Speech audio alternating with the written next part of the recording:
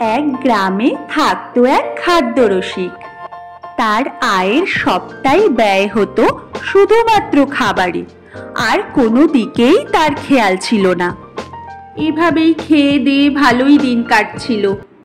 একদিন তার হাত, পা, মুখ, দাঁত সকল অঙ্গ প্রত্যঙ্গ মিলে বসে পরামর্শ করতে লাগলো।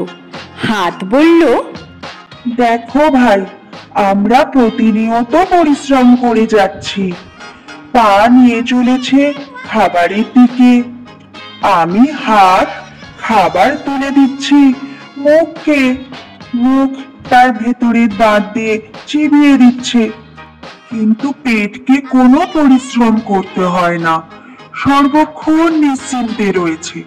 আর আমরা প্রাণপণে পরিশ্রম করে তার পরিচর্যা করছি। যেই পেট আলস্যে সারা দিন কাটাচ্ছে, আমরা কেন তার পরিচর্যা করব?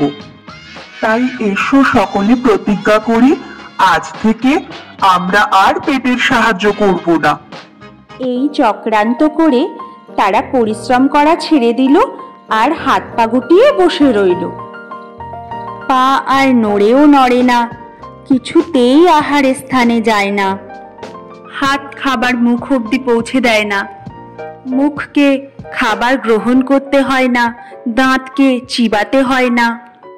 পেটকে জব্দ করার চেষ্টায় এইভাবে 2-4 দিন চলতে লাগলো, আর শরীর দুর্বল হয়ে আসলো।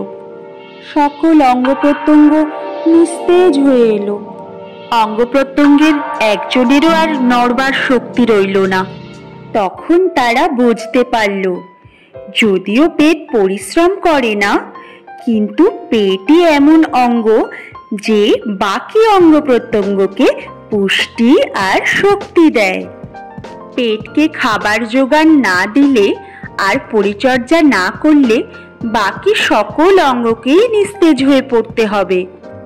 এই ভেবে সবাই আবার সবার নিজের নিজের কাজে ফিরে গেল, আর ভাবল, আমরাই শুধু পেটকে সাহায্য করি তা নয়, পেটও আমাদের সকল অঙ্গদের সাহায্য করে। পেটের যেমন অন্যান্য অঙ্গকে প্রয়োজন রয়েছে, অন্যান্য অঙ্গেরও পেটকে প্রয়োজন রয়েছে।